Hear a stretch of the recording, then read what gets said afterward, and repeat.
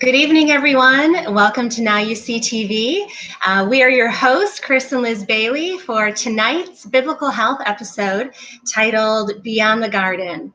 And this is actually going to be the presentation that we did at Take on the World 2018, which is, boy, that was literally like a month ago, almost today. Crazy. It's just wild how fast time has flown by.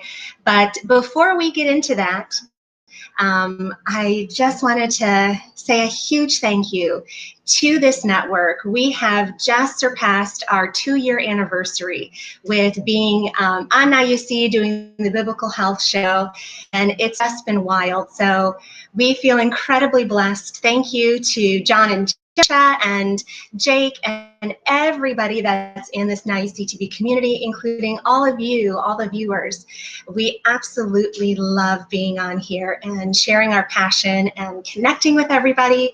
It's enabled us to put on some amazing conferences, and we just feel incredibly blessed. So thank you so much. And if you joined us live at Take on the World for this presentation, we'll probably go a little bit more detail, and we have some special guests coming up tonight. So later joining us in the episode, we have Nathan and Chelsea Reynolds. They're going to be sharing their health journey story and how that applies to so many things in our walk today. So, we're coming off of, atonement right now. So, we've been doing a lot of reflecting on things in our life.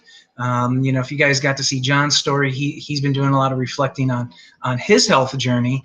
And tonight, if you guys aren't there, this hopefully is going to be an encouragement for you to guys, to get into that health journey and reflect on your path and are you doing the right thing. So, before we get started, one thing that I really want to, really make known is an ask of how we look at things.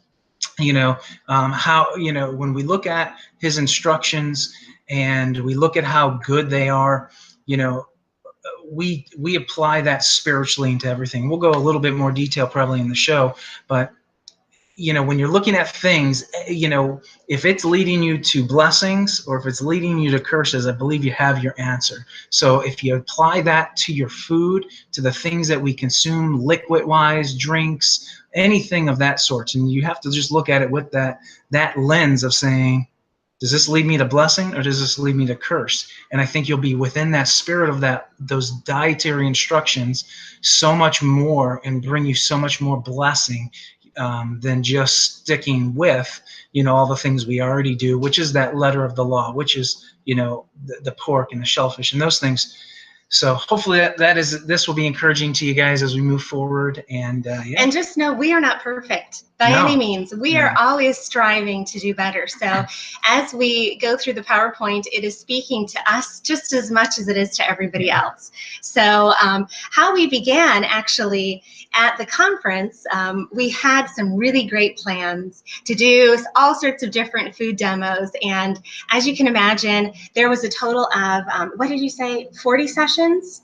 70 sessions. Oh, I was way off. 70 sessions over 3 days. We were actually there for a total of 5 days, with getting there ahead of time and then staying after and doing all the cleanup.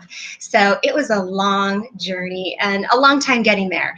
But when we were there, it's, you're race, run. We had 3 stages going on at one time. I was doing registration and getting everybody set and telling them where to go and where to be and all that good stuff. So it was chaotic, and we never got a chance to make the raw brownies that I wanted to, so that everybody could just have a sense of, you can still have dessert and everything like that, but just change it up a little. So we didn't get to that.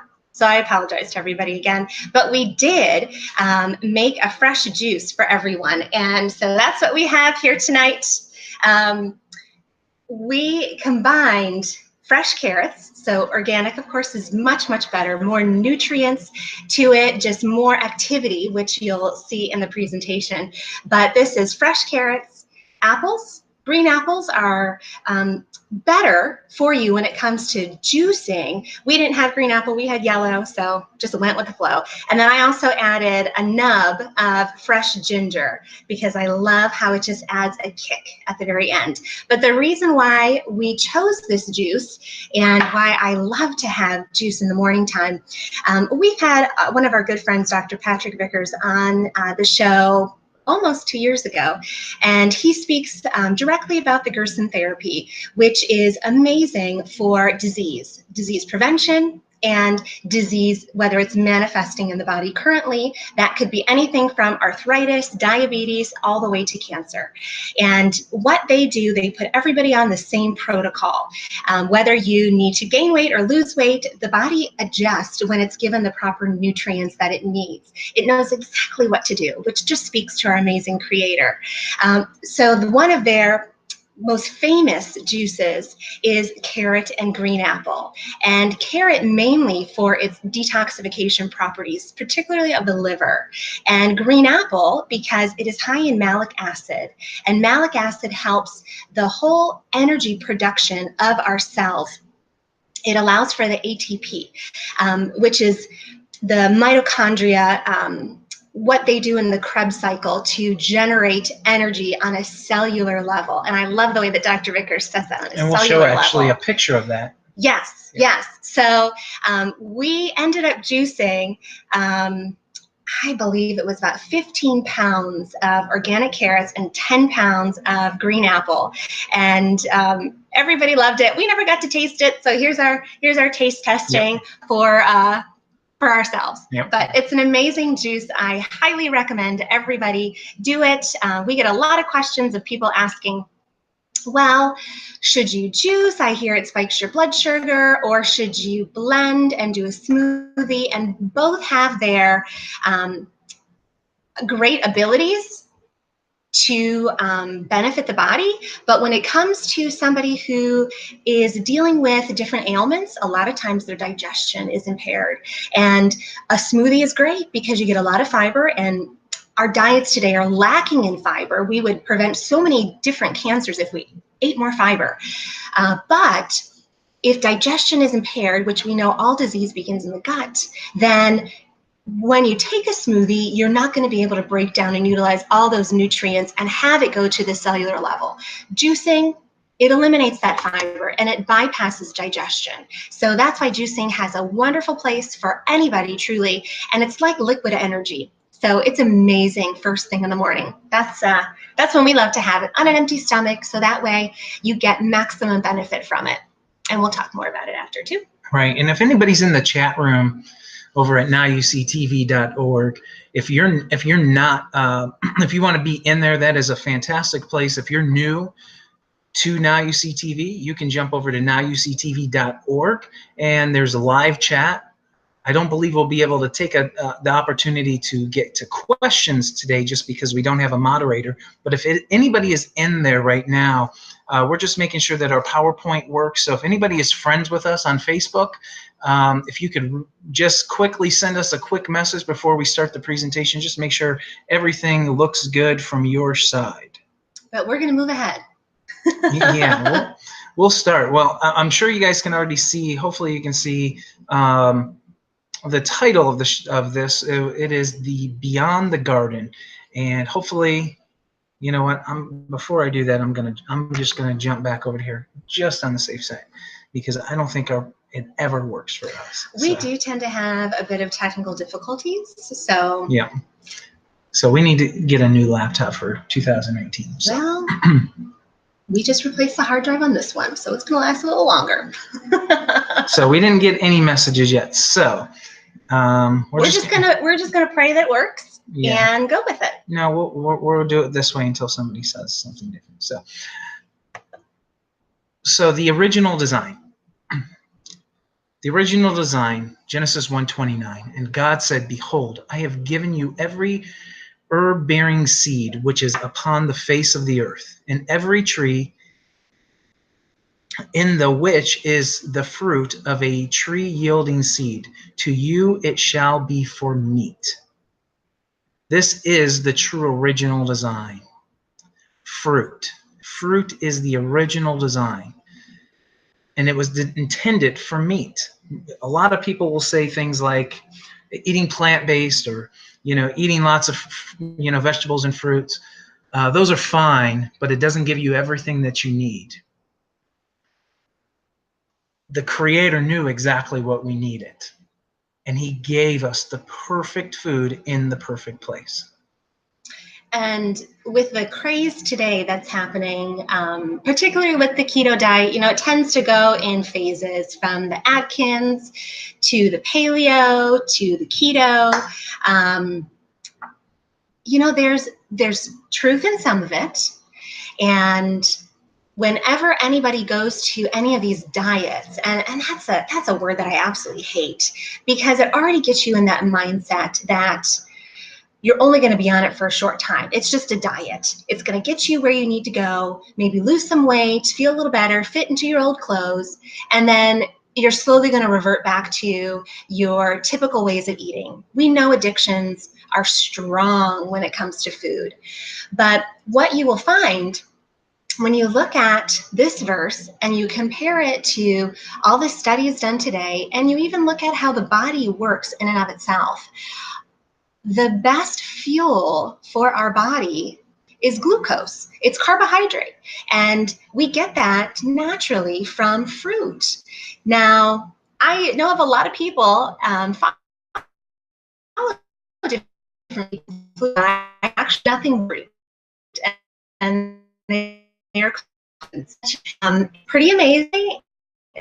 Their health is good.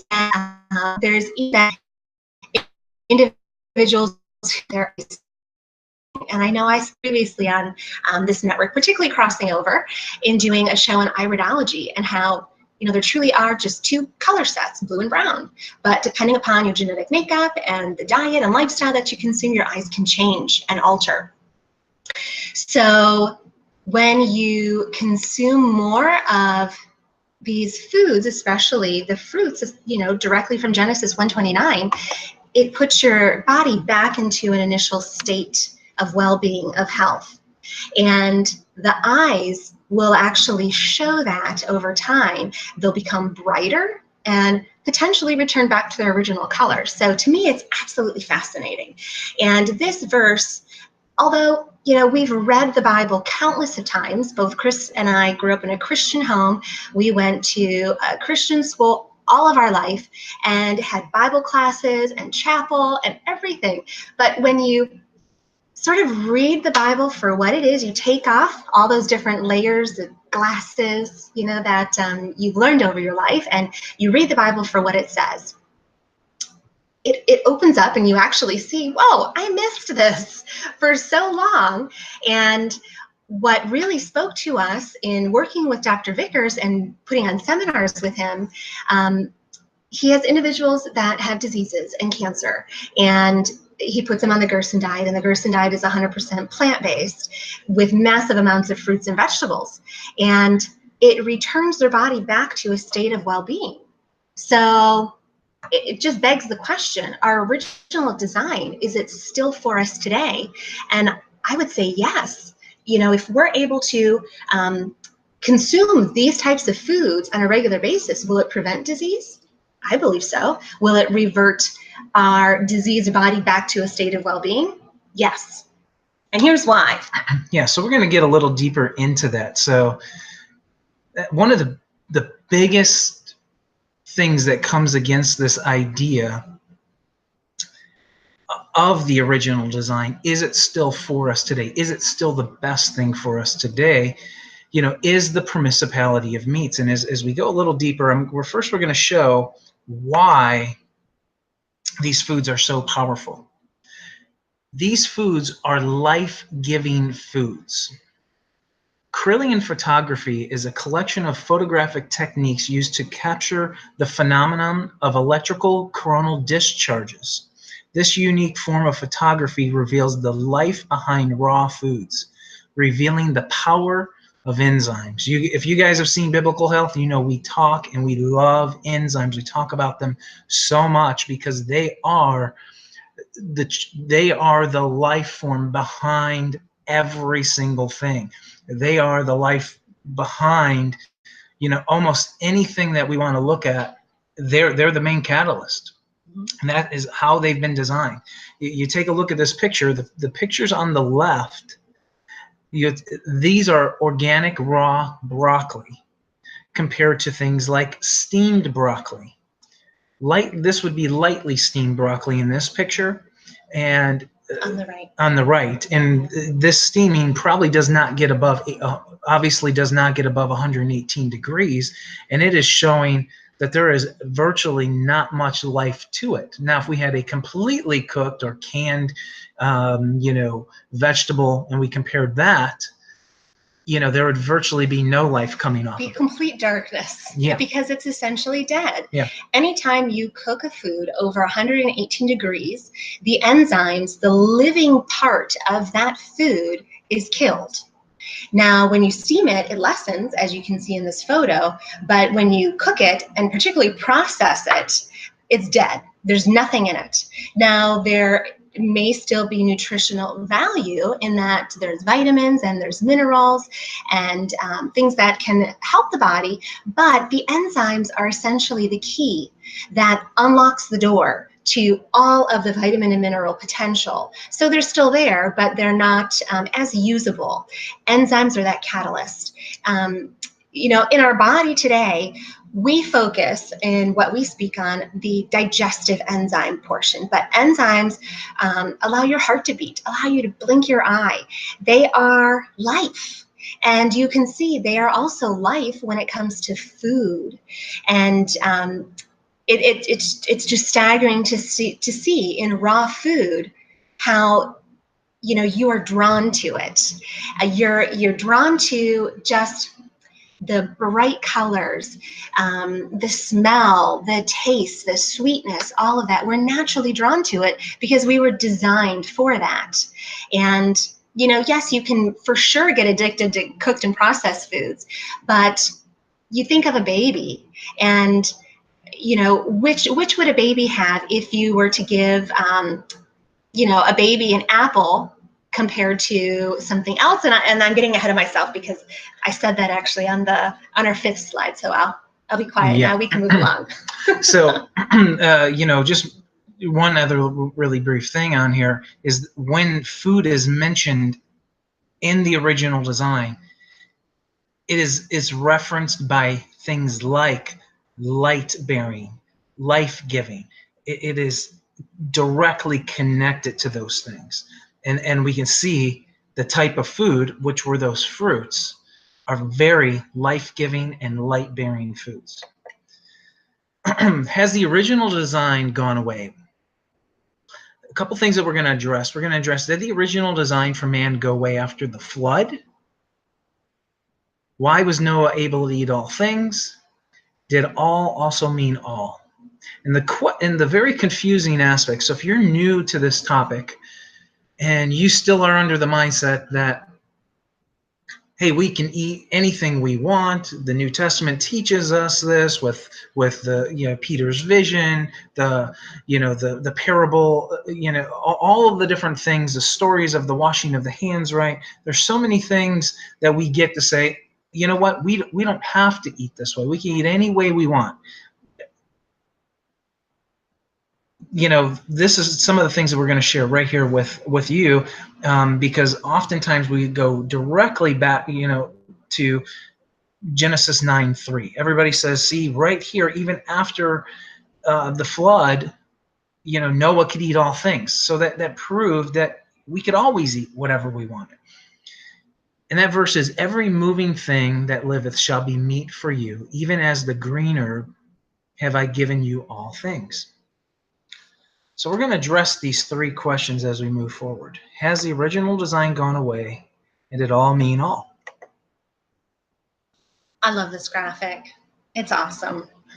So we're comparing teeth. You, of course, see the human teeth, the herbivore, the omnivore, and the carnivore. What does our teeth resemble the most? They're flat. Yes, our canines may be hair pointed, but they are no way pointed like the omnivore or the carnivore. They are nowhere in length, in size, as the omnivore and the carnivore. And we asked this question to everybody in the audience, and they were like, you know, definitely herbivore. You know, the interesting thing is, humans, along with the herbivores, we produce an enzyme in our saliva. It's known as amylase. And I always give this tip on all of our shows, because this is where we get carbohydrates are so bad for us. We can't consume carbs. Well, I would say processed. Well, are still bad. White flour, white sugar. Still, even we're not for that. Although bread and has been consumed for centuries and has been staples of people's diets. Yep. But now it's, you know, civilizations would have been gone away with if they didn't have grain. Well, our civilization, where we come from, where the very roots of our faith come from, existed on bread. Yeah. And the enzyme in our saliva, which is amylase, it supports the digestion of our body's preferred source of fuel, which is carbohydrates, which are those broken down forms, which is our preferred source of fuel. That is what we have inherent with and in common with these herbivores, as well as, in addition to this, our pH of our stomach acid and our digestive process mimics that of herbivores and not of omnivores or carnivores. See, carnivores, their system is so acidic to just rip through food so quickly, because most of the time they're eating all raw food, and so and they're eating flesh, and it is, you know, they're eating, you know, like the picture of that at the end is a tiger. And they eat things like the bones, and they eat all these things. They have to have such high stomach acid to just wipe that away. And they have a very quick digestive system. The length, which we didn't even touch on this, but the length of the intestines is so much smaller than compared to the human intestines.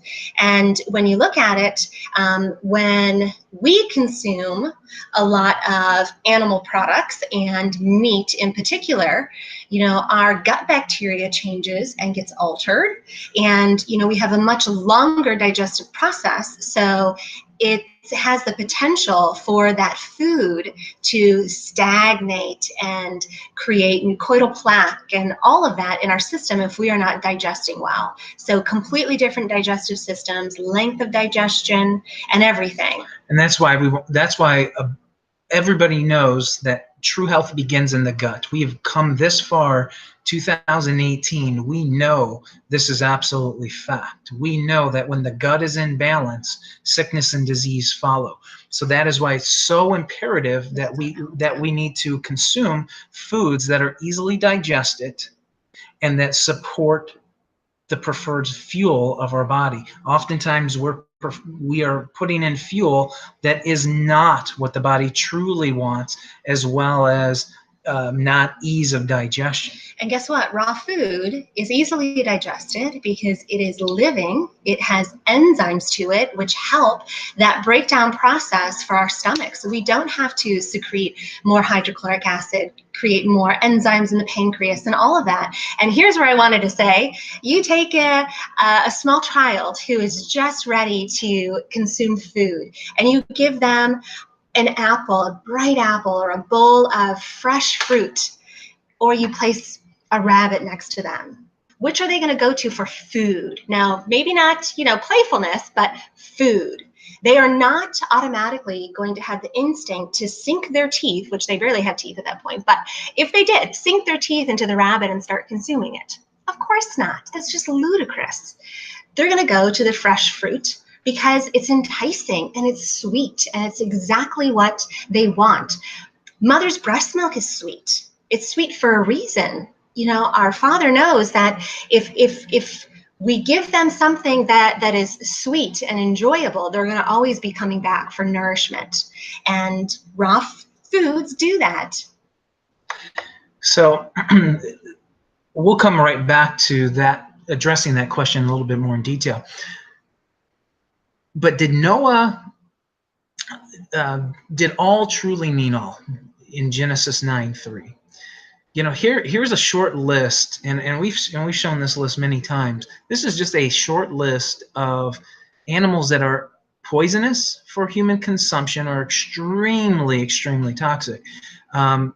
You know, you can go through these lists, you know, things like blister beetles and, you know, spur-winged goose, you know, Pacific newts, all your different toads, all your different, you know, poison dart frogs. Some of those really beautiful frogs are extremely toxic for us. We know that all did not mean all. You know, we know that he didn't just say, oh, well, I can start eating frogs. I can start eating, you know, all these things. We think that it's, oh, well, he just started consuming pork and shellfish. He just, because that's how our mindset works. When we say, did all mean all? No, we clearly know that all could not mean all, because the Father loves us so much. And he knows what's best for us. He's definitely not going to say, hey, guys, I just saved 8 of you off of the ark. You guys are going to now, you know, populate the rest of the earth right now. But you know what? Go ahead and eat whatever you want, especially all those toxic animals. You have the freedom to do it. I really don't care about you that much now. Let's see this sounds so unbelievably, you know, ludicrous to mention the word that was used, but it is so ridiculous that we wouldn't even use that in regards of these animals. We just think, oh, well, oh, he ate pig. He could eat this. He could eat that. See, he had the right to do all this. See, that makes no sense. Consumption of these animals or these insects, these highly toxic animals or insects, either lead to serious illness or death. So all did not mean all, and nor could it mean all. It might surprise you that despite the popular children's song, Noah actually took 7 sets of clean animals and 2 of each unclean animals on the ark. So we already know that Noah already knew this. So would he start eating, you know, blister beetles? Those blister beetles look so delicious. That toad. Oh, those poison dart frogs. Can't wait till I get off of this ark and, man, I can go to town on some of those nice things. No, he already knew. He only took 2 of each of those kinds. And it's so funny. This is another set of those verses that when you really start to read the Bible for what it is and throw away everything that, you know, the doctrines of men, truly. That and the children's songs. Yes. And you see, oh, whoa. Mm-hmm. Yeah. And if you've never seen this verse, you know, I know a lot of the guests were probably preaching to the choir here, but if you've never seen this verse, so many are surprised to hear this for the first time in their life, or really, I'm sure they've all read it. Right. We just glance right over them. You shall take with you of every clean animal by 7s, a male and his female, and of the animals that are not clean, 2, a male and his female.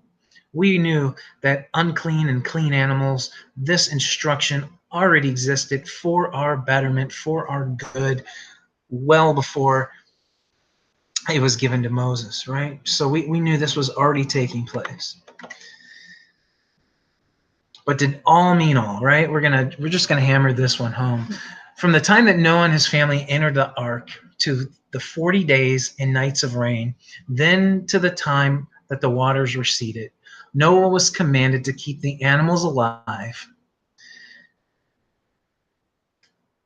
Genesis 6:19. And of every living thing of all flesh, 2 of every sort shalt thou bring into the ark, to keep them alive with thee. They shall be male and female. The key here, as you can see, was to keep them alive. It was for a repopulation of the earth. He was not to consume those animals. Due to the devastation of all plant life, God allowed Noah and his family to consume animals. This was becoming permissible. Some suggested this included animals already deemed unclean. Do we have any proof that Noah did not eat any of these unclean animals off the ark? Our transitions aren't working on this slide, so it's a little more powerful. But as you can see, these animals still exist today. Right. If Noah would have gotten off and he was started eating the kinds of dog that were on the ark, we wouldn't have all the different breeds of canine that we have today. We wouldn't have pigs. We wouldn't have mice. We wouldn't have lions. We wouldn't have camels, right? Because it takes two to tango. You kill one and you cook it. Nah, well, you know, this isn't Jurassic Park where life finds a way. It takes two to tango, right? So I hope you guys can see this. If you guys are still struggling with this, and you're thinking for some reason that God permitted him to eat unhealthy, and say, hey, you could eat whatever you want, Noah. He didn't, God created these animals, some to be able to be consumed, that were non-toxic. If you've not seen the 1952 peer-reviewed research by Dr. David Mock of Johns Hopkins University, it is a full testing, and normally we show this, of Leviticus and Deuteronomy, where they tested all the clean animals and all the unclean animals. All the clean animals were deemed virtually toxic-free, and all the unclean animals were full of toxins. He didn't test for parasites in this. He didn't test for so many other things. But just from a toxic standpoint, when the body consumes toxin, it has to get filtered through mostly a lot of main organs, especially things like the liver. And if you've watched a lot of our shows dealing with cancer, it's all about detoxification of the liver.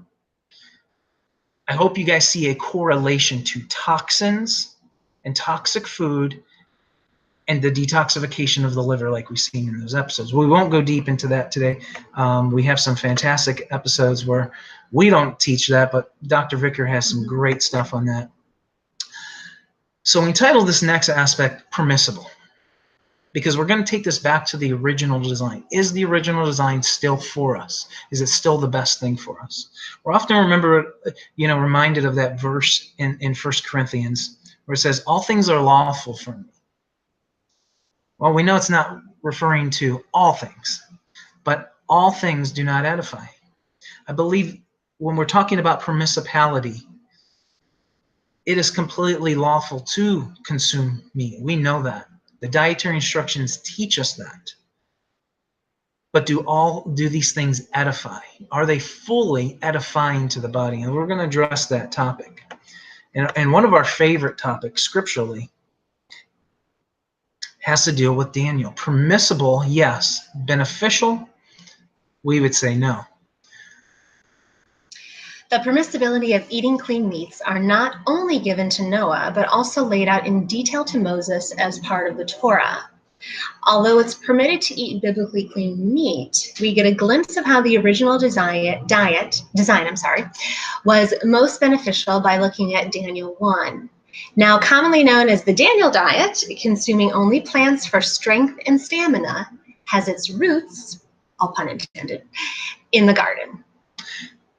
Right here, this was such a perfect aspect of when you read Daniel 1 and going through how he opted to consume vegetables and water, where the counterpart, they consumed the king's meat and the wine. And we know how the story goes. We know that Daniel and his men not only looked better, but they were stronger. This absolutely has its roots in this garden. And the next slide, I think, hopefully, if you guys did not see this, I tried to, does that still apply to today? And, if you watch things like the Olympics, you watch, professional sports, it absolutely is happening. Mm-hmm. Me and Liz got a chance this past year, as working in the company that we work with, we get to work with professional athletes, and we get to teach them alkalizing principles. We get to teach them digestion of our foods, our protein shakes, all the things that may help them. all the things we share with you. Yeah. So the funny thing is when we were at, it's called the MBSCA show, and it's a strength conditioning coach show for the NBA, and it's all the head trainers for all the teams. And one common phrase with the majority of the teams was plant-dominant diet. They saw our table. They saw we were promoting alkalinity. They already knew who we are in most cases, but they came up to us and they had to share with us things like, hey, we're moving more to a plant-dominant diet. And that was awesome to hear. Oh my goodness, we were just on cloud nine, really. So, you know, looking at this list, you know, the consistent theme surrounding these guys was the advancement of athletic performance and recovery. Why they were doing this. It wasn't because of veganism. It wasn't because of, you know, slaughtering animals and horrific things. It was strictly based on the results that you get, the results of athletic performance, recovery, strength, endurance. You know, these are some things that we think can only be achieved on meat diets. You know, if you look at the Olympics, you know, the strongest guy in the Olympics that won the gold medals was a complete plant-based eater. And he's 300 plus pounds. And that was in what? Weightlifting. Weightlifting. Yeah. So whether it be full plant-based diets, as in former Cleveland Cavalier, we're a little hurt by that, NBA All-Star flat earther Kyrie Irving, or the 75% of diets of plants and very little animal products, plants are dominating the NBA. They are a stronghold. We work with and get to spend time with teams like the Phoenix Suns, for example. We showed the juicing in the beginning. They have a full juice bar dedicated to their athletes. They have so unbelievable. It's all centered around alkalizing plants. They do alkaline water. They focus on true health of the athlete. These guys, we know that sports, you know, athletes are bigger, faster, stronger. And we're running to plants. Plants are absolutely behind that. And just like Daniel, the original design of these plant-based athletes are yielding amazing results. And this is an ode to that Daniel diet. You take it back, you've got the athletes that aren't recovering and they're having inflammatory issues throughout the season, low back injuries. You're not finding that with the plant-based athletes, the ones that are alkalizing. You know, now, unless if there's a serious injury, but just standard pulls and strains. Reduction of all the lactic acid. You know, and those types of things, you know, because one of the players, Steve Nash, he did end up going down to a back injury, but that was due to an incident on the court and not, you know, just in those, you know, his diet was unbelievable. No sugar. You know, he did eat mostly plants. He did eat some meat in the diet, but very, very amazing diet. And I believe he'd probably even take it to another level if he was playing today with some of the information that's coming out, because it's now being pushed by the strength coaches, which is absolutely amazing. And we see, just like what the NBA guys are getting, it goes back to what Daniel got. Which goes right back to the garden. Which takes it right back to the garden. So we talk about permissibility. Absolutely. And I think Now You See TV's done some excellent work on showing the permissibility of the consumption of meats. Maybe during the feast times, right? You know, and it's not something that we have to divide or go over. We're here just to show you guys tonight. Yep. Give encouragement. And encouragement in this area of health. And we title this Good, Better, and Best. Where do you start in regards of encouragement for what we know is to lead to true health, one that we're all on a journey on, so we don't all have to point fingers at each other. This is a topic to encourage each other on. A good diet. a diet which eliminates all unclean animals. That is such an easy way to start a good diet, is remove those toxins from the foods you're already consuming. And all the byproducts yes, as well. Those unclean animals and byproducts. Which they're hidden today. Yeah. And we feel it's completely by design. Truly, I mean, you can't go anywhere and not see bacon on ice cream. And now the chicharrones are hailed as this health snack in all the health food stores. It's wild. Yeah. And then focus on consuming a whole food diet. That would be a good diet to start with. So if you're eating unclean, or let's say this, you know, there's so many people who just follow the letter of the law, but we're still not getting results. We're still having health issues. And the point of eating clean is to truly be that vessel for the Father, so that we can go out and do his work. I believe that is truly the intention of it.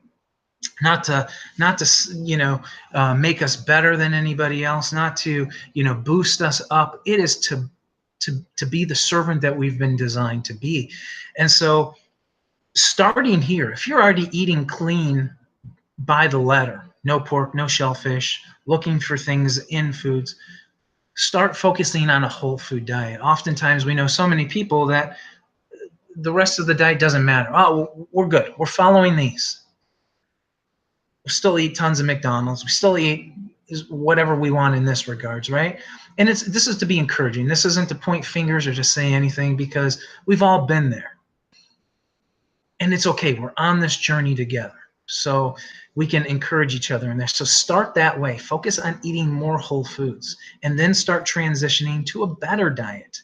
A whole food diet that is focused on organics, GMO-free, and a higher plant-to-animal ratio. This is becoming better. This is getting like those NBA guys who are, like some of them are full-blown, plant-based eaters. Some of them are plant-dominant eaters. Focus on that. This is a better diet. This is one that's going to yield energy, stamina, weight loss, weight gain, whatever you might need to do. It better starts sleep even. Yes.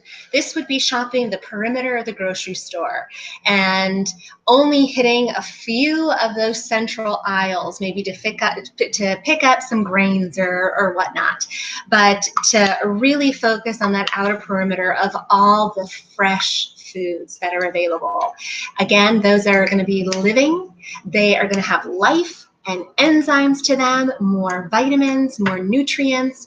Every single photochemical that the body requires to rebuild itself and to heal and to overcome any acidity that may happen. You can have a very stressful lifestyle, but help to balance that with trying to alkalize and bring down the acidity, because stress is very acidic. Bring that down by consuming more plant foods, more green foods. Mm-hmm. And then obviously the best diet. There's a lot of people here. Yeah, absolutely. Are me and Liz who teach this, are we fully raw? No, we're not. And this would be moving to an organic, whole food, raw, plant-based diet. This is the best. This is Genesis 1:29. You can't get better than what he designed. And if you show me anywhere else in Scripture where he says, hey, this is the best diet, no, we can take it back to that original diet, which is the best diet. He is the creator of all things. He knows what is best. And this has proven. Go watch any documentary out there, whether it be Fat, Sick, Nearly Dead, every juicing documentary. Yep. Watch to see people with 80 medications get off of it in 30 to 60 days by just simply consuming raw organic juice, right? Yep. So we know it's giving life back to the body. And so we know this is the case. It isn't consuming, all this fat. It's not consuming all this cooked protein. It's not going Atkins. It's not going keto. This diet, which is the best diet, takes it right back to the beginning, Genesis 1:29. And we're going to show you guys some other things. We always do this in our thing, and then we're going to be bringing on Nathan and Chelsea here in a second. do you want to finish this one and then we'll just revert back to us? Yeah. So it's, hold on to this digestion thought. So, we're gonna jump over to here. Enzymes are the key. So if I take it back to here, the best diet is a whole food, raw, plant-based diet, all about, we can take it all the way back to the beginning, which is all about those life-giving foods. And they're revealing the power of enzymes. Enzymes are that key. Absolutely 100%. And here's a picture. We talked about the mitochondria of the cells here. And that would be, I'm sure you can see my mouse here, actually. So you can see the mouse circle. This is of the red blood cells. Yeah. And so this is a picture of clumped red blood cells. So this is taken by dark field microscopy, which we personally do not do, but our company as a whole does do this with athletes. When they come in for training, they'll come in and sit down with the owner of our company. He's been a nutritionist to professionals for 25 years now. And so he will actually take a prick of their blood and put it under a microscope. And this is what you see. So it's a close-up shot of the red blood cells. And then he'll take another sample a little bit after to show them how enzymes make a dramatic improvement in the separation of red blood cells. So in this left picture, where it almost looks like a worm, this is what's called rouleau, where the red blood cells are so tightly clumped together, they stack upon one another. And when you see this done live, you can actually see the movement of them as well. And they are very slow, very sluggish. And let me be very clear. This picture that we're seeing right here, this is not yet hypertension, high blood pressure. This is not there yet. No. 98% of Americans, if not everyone in the world, looks mostly like this if we eat a standard cooked and processed food diet. This is standard. This is what is very common. And you see this in children. Yes. And the interesting thing with that is we'll talk. We'll actually come back. We'll do our demonstration because we want to bring them on. Okay. So the clumped red blood cells, when they are tightly stacked like this, it decreases oxygen to the brain, particularly, decreases nutrients, circulation, and it causes an increase of plaque buildup and extra work on the heart. Because if you think about it, these clumped red blood cells have to have more pressure to move through the arteries to deliver oxygen and all of that. That halo, that light around the cell is where all of the nutrients are. Funny how that harkens back to the light of the raw foods. Yeah. So we're going to keep moving here. I'm going to come back to us. And Are we not going to go to the separator? Well, we'll come back to that quickly because I want to get to there we are. Stop the screen share because I know we've got Nate and Chelsea here. So we're gonna hey guys, well we're gonna go through a quick presentation on enzymes really quickly. Hey guys, and then we're gonna bring them in and we're gonna have some fun here. So if you guys have we've done this probably now lots of times, at least 3 times. This will be third time on Now You See TV. It's a favorite though. Yeah. So this is understanding how enzymes work. Now, see, if you're still stuck within good and better and you have not got to best, there are other things we can do today, which are things like plant-based enzymes. Mm-hmm. You want to, if you're out there looking for enzymes and get the results of juicing, get the results of eating raw, and you just don't have the ability to do that, you can do that with plant-based enzymes. Plant-based enzymes are sold supplementally. This is one of the capsules that we're going to use, and we're going to simply open this up. So that's your typical chocolate snack pack pudding. It's great for demonstrations, but awful for you, so don't consume it. Yeah. So it's dead. It's just flat out dead. And we're gonna. So Chris is just opening up the capsule. Yeah, I'm going to show you putting what the contents so of it inside. You guys can see I just put the enzymes in here. So here's a tip: when you guys are looking for enzymes in the store, make sure that they are plant-based. Oftentimes, enzymes, the more expensive enzymes, are going to be your plant-based enzymes. All the inexpensive enzymes are going to most likely be all your animal-based enzymes. Animal-based enzymes come from, a lot of times, the pancreas of pigs.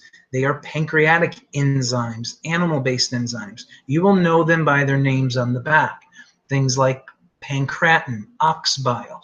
If you see those words, most likely those come from the pancreas of a pig or horse, but 9 times out of 10, it's coming directly from a pig because it's extremely inexpensive.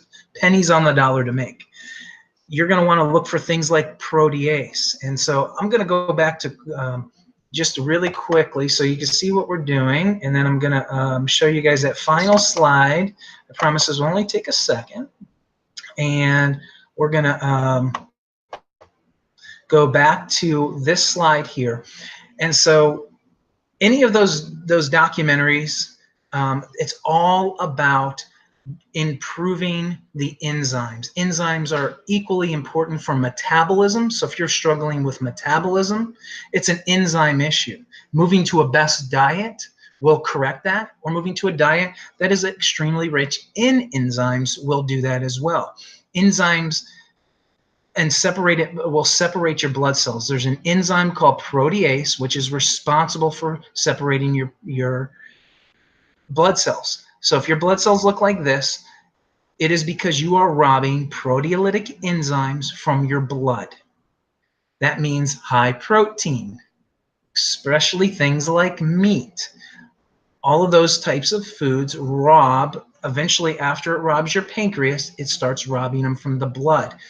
The life of the blood is enzymes. And the life of the blood, or life is blood, right? In the blood. But blood is sustained by enzymes. All things die without enzymes.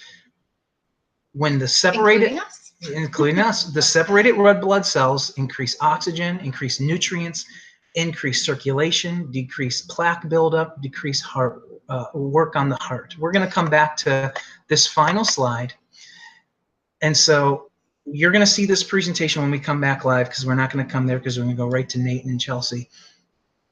But the whole premise of this message is, if you eat closer to the vine in its form that it was designed to at the very Genesis 1:29, in that perfect form, your health will soar.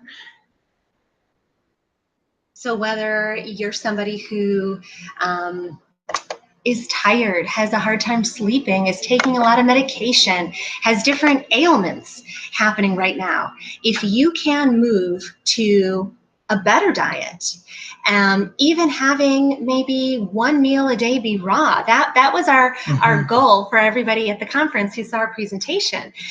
A lot of people say, this is just too difficult. I can't do this, or this is too expensive, and I can't buy all this stuff in massive quantities and be juicing all day long. I get it. Yeah. It takes a lot of time. Start with 1 meal a day, whether that's breakfast or lunch. I know everybody likes a comforting dinner, us too. So a lot of times we do have a cooked dinner. But if you could do lunch or breakfast and have it be as raw as possible, or if you have a great big salad with lots of raw vegetables on it and maybe throw some cooked beans. Or hemp seeds. Hemp seeds would be entirely raw. It will dramatically improve. Your digestion will get better. Your metabolism will get better. If you start to incorporate more of these raw, life-giving foods, I guarantee your medications are going to decrease, because you are able to provide your body with the nutrients that it requires to rebuild itself and heal itself. Yep, so I want to show you guys. So think of that thick pudding that was in here before. I want you to think of a very clean biblical meal. Some grilled chicken, steamed vegetables, and a baked potato, or if you're on keto, a big slab of coconut oil. Yeah, so I want you to think of a meal like that. And that meal has the same amount of digestibility as a Big Mac, Whopper, and fries. So if you're going to take the advice and do, try to get that one raw meal in a day, those other meals, you can digest them. We can use supplementally right now to help digest those things. And so our bodies are designed to have some cooked food in them. We do have pancreases that make enzymes. But when we are consuming all cooked foods, all processed foods in the diet, all snacks, all everything, those issues start to happen. That's why 98% of us have blood that looked like what was on the left side compared to what was on the right side. So I want you to think of that meal. And this is all that we did. We just added that enzyme right to it. This is that digestion of that food, that breakdown of that chocolate pudding. And that would represent, we could do that demonstration with meat. You can watch the meat boil. It takes about 25 minutes. You could do it with oatmeal. You could do it with lots of things, but plant-based enzymes, just like in the juices, just like in the raw foods, they do the same thing. So there's encouragement within there. So if you're going to still consume cooked and processed foods, we are, we eat, some processed food that's organic. We try not to make it a huge staple, but, we can have some organic chips or some things that aren't very processed. However, when we consume them, we would want to take enzymes with them. We just want to be smart about, making sure we digest everything that we consume. So that is our presentation for tonight. So we're going to jump in and we're going to welcome Nathan and Chelsea Reynolds to the broadcast. And we are so excited to have you guys. And before I bring them on, they're going to share their journey of health and the importance of health and maybe, share some testimony. So how you guys doing? Good. How are you guys? We're great. It's so fun to be using Google Hangouts and be on Now You See TV with you guys now for the second time this week because we miss you. So it's nice to see your faces. We don't feel like we're so far away. Yeah, it's good to be on here with you guys, and we had such an amazing time getting actually to meet you guys face to face and take on the world and being able to fellowship with you guys after the conference too, because it was crazy. Yes. And awesome. You guys did an amazing job there. And that was like one of the few classes I was able to even get to. And seminars was your guys' on biblical health. And my only one. Her only one. We felt privileged. Very honored. 70 sessions. Yes. And you chose us. You chose us. Yeah. I chose wisely. I did. I took Naomi out to the Jumpy Castle, and I was the super dad for a moment. But I know Chelsea and I both. It's because juicing and just honestly, just the introduction to understanding about basic health with enzymes to biblical health to then, like you talk about, Chris, the good, better, and best kind of model. Yeah. Chelsea and I have been on that journey for a couple of years now, and only really recently, since like May, that we even started really on the heavy juicing side of it and got to experience the different levels between good, better, and best. And so we're still on that paradigm. We're not like looking to tell anybody that we're all the way at best, no. But we started working our way there very intentionally a couple months ago, and we got to experience a lot of the benefits of that. So we just kind of wanted to share a little bit of our story with everyone out there in hopes that you guys can understand that. I don't know what it is that you're tuning in and makes you click onto biblical health or onto anything regarding health. Most people out there, it's a topic they tend to avoid. But for Chelsea and I, we've got to reap the benefits of that for years of our life and actually studying what it is that makes our bodies function and do well. And the big start of that was drinking spring water, was drinking water that we collected out of the mountains. And that was kind of this whole like unlocking of like, oh my gosh, like there's other kinds of water that could really drastically change how you feel. And that was really our impetus to get started into understanding things like what is it that's going into our water, what's going into our food supply. And so for years, we've been kind of privately researching those different things. And that did lead us ultimately to eating biblically clean as well, and then to non-GMO, organic, and then pushing now into that raw category and getting to experience a lot of that most plant-based diets and how much better we feel at that. Yeah, for sure. I was and really like it's kind of one of those things where it's like, where do you even start with what it is that your life's been most impacted by? But I know Chelsea had some notes that she was taking as you guys were talking earlier. I wanted to be able to let her share some of her ideas and how it's impacted her too. it's been my own journey for a while and experiencing a lot of the benefits of juicing and feeling like my body actually has what it needs to get going. But I know Chelsea's really passionate about it too, and she's way more dialed in on it. Oh, hardly, but yeah. Well, I think my whole life, my digestive system has been terrible and like just a struggle. I used to think I had IBS, and I just kind of was like, well, it is what it is. Like, I don't know. I didn't really know like how else to really help it.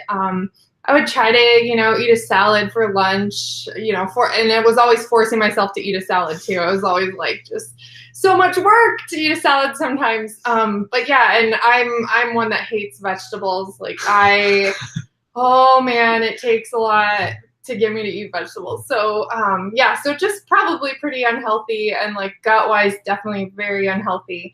But yeah, when I was pregnant with Naomi, I obviously wasn't eating the best diet either. I mean, we were eating organic, I think, at the time. So we had cleaned up our diet at least to organic, trying to do as many organic things as possible. But still, like I said, I don't love vegetables. Yeah. So I still was doing, I love fruit. I could just eat fruit forever. Like it's my favorite thing, but vegetables was always really hard. And then after she was born, I was having, she seemed to be having trouble with like breastfeeding. And with my breast milk, I felt like it was poison to her. And I didn't know what to do. I kind of got off the dairy, I got off the gluten, and that seemed to kind of help with the breast milk at least. Gluten and dairy seemed to really kind of flare her up. But then when I started feeding her solid foods, she just was a nightmare, like a complete nightmare. When I went to feed her solid foods at 6 months, just struggling like you wouldn't believe.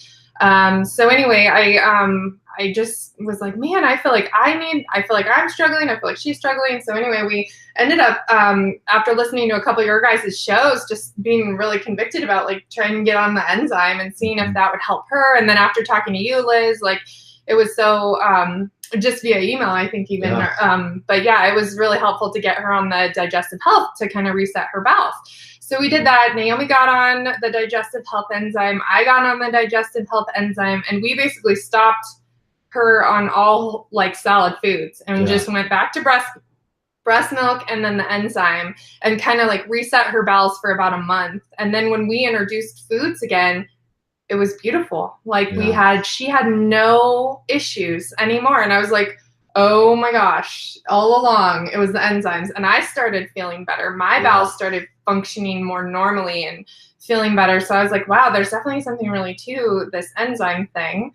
And then juicing, I mean, you kind of wanted to get more into the juicing. I do. Yeah. Well, I've always had really intense cravings seasonally.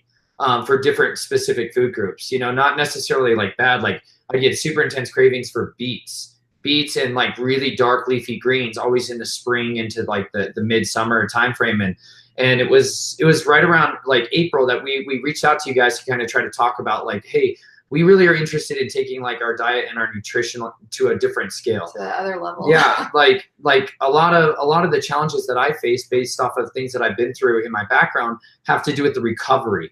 And actually just allowing my body the ability to heal and emotionally, mentally, physically, spiritually. And there's a lot of support that's needed for the body to do it in an ideal fashion. Most people, I understand, don't have access to that. Most people have never even heard how beneficial it is to eat well while you're healing. Basic true good surgeons or people that actually work on the body, other people that are practitioners, other people that are healers will tell you how much support is needed for your body to heal correctly. It's one thing for you to be going through a lot of emotional taxation and to be eating junk food and eating those comfort foods that are just feeding so many of the aches and pains in your body, rather than addressing the fact that I need to have some discipline in my diet. I know I would feel so much better. And you guys started sharing with me about even things like the different organ systems in the body and how they kind of repair themselves and what different support is needed for different issues that were going on. And Liz, you were just like this wellspring of information that like every question I threw at you, you were like, yep, here you go, here you go, here you go. Yep. It was like, oh, this is so nice being able to talk about like weird things like, hey, how does the body that has been through these specific sets of issues the traumas that I sustained, the damages certain organ systems maintained. A lot of it had to do with my kidneys and my liver. And so it was amazing to get like custom tailored recipes from you guys. And like, we decided, we're like, let's do this. Like, Chelsea ended up, I think, getting her own phone call with you on that same day. Yeah, well, and I was having my own issues too. So once again, after I had Naomi, you know, you go through this kind of mass shedding of your hair after you have a baby. But mine felt like it did way more than like the normal mass shedding. And I was like, oh my gosh, I feel like my hair is falling out. I feel like it's brittle and dry. I feel like my nails are brittle and dry. Like I was just having all these problems. And I was like, I know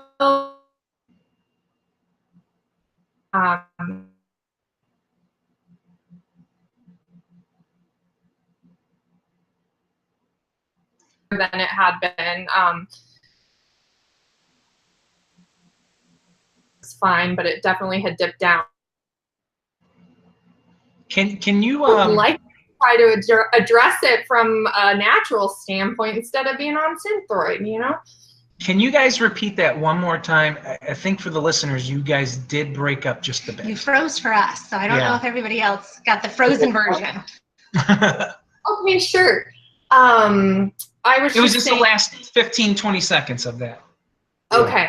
I was just saying that when I rechecked my thyroid after giving birth to Naomi, it was definitely showing to be low.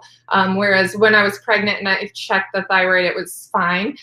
So it had dipped down, and I was definitely wanting to treat it more naturally instead of, you know, with pharmaceuticals. I'd like to treat it more with food and supplementation if at all possible. So that was another big reason why we decided to juice, because I felt like juicing, I always wanted to juice because juicing it just seemed like you're getting such large quantities of nutrients and enzymes and all in one shot. Like what it would take the body to try to chew and eat, like the amount of veggies and fruits that you can literally cram down into this small juice and drink all at once. Like, I'm like, that's the way to eat vegetables. Like, I don't like vegetables, so that's brilliant. Let's try that.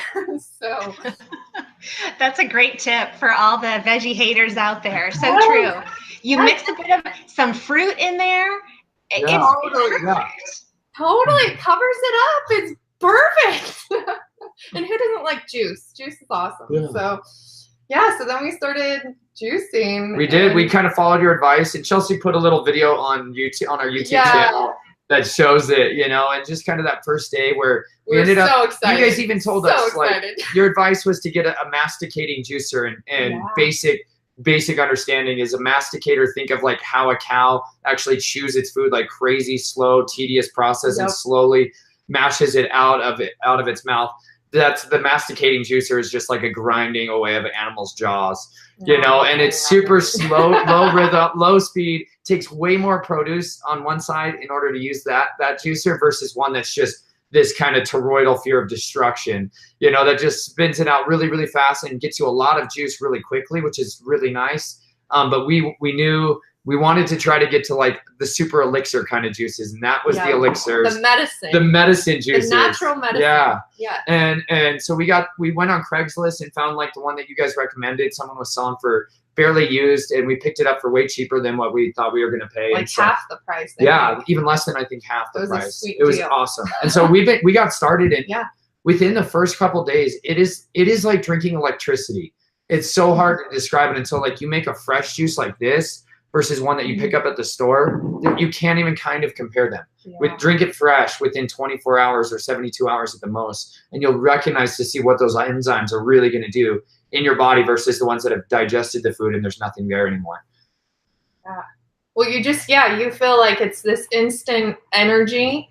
That's what I noticed was the biggest thing is my energy levels. Well, and with the thyroid too being sluggish, I was noticing it was I was needing a lot more coffee to feel energized and like doing things, because you do have that lethargy a little bit. But I felt like the juice gave me great energy levels. I was able to kind of cut down on my coffee intake, and I felt like it sped up my metabolism too. I didn't struggle with tons of my baby weight not coming off or anything like that after I had Naomi, but still just I don't know. I still had a little bit. But yeah, I felt like both Nathan and I, like when we got on the juice, we just kind of slimmed down, kind of leaned out, and had great energy, and we were sleeping better. And I don't know, for me, it was like a good, I felt like just even mood stabilizing. Like it just kind of helped level out my mood, and then definitely improved my hair and my skin and my nails. My skin, both of our skin kind of cleared up a lot after the juicing. So didn't you lose some weight, Nate?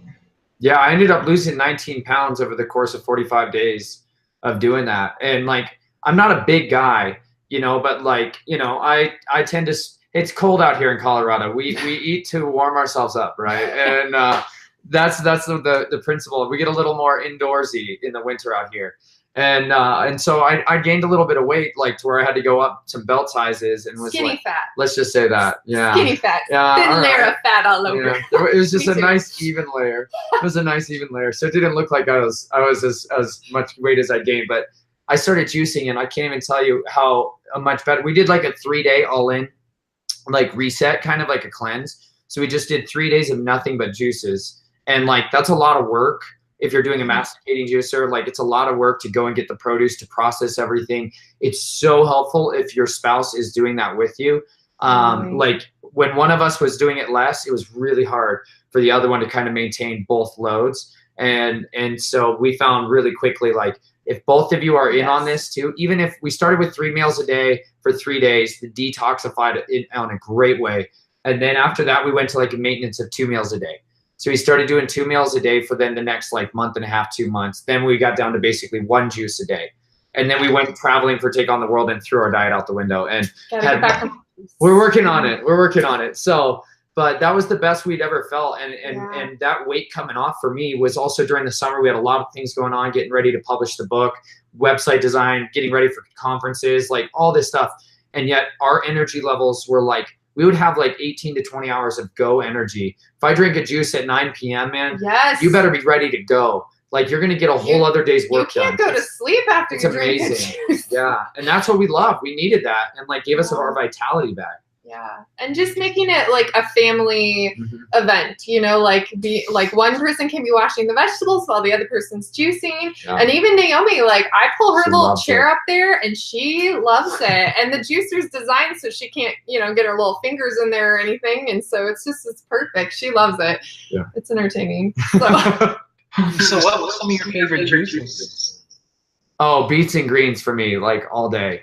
Like beets and greens was like my go-to for months, right? Like you guys talked about, like apples and greens was one of our go-to every morning. Like apples, lemon, carrots, apples, lemon was one of our like absolute like starter juices in the morning. My favorite juice, I called it my sunshine juice, but it would be my morning juice, and it was carrots. Let me see, I wrote it down.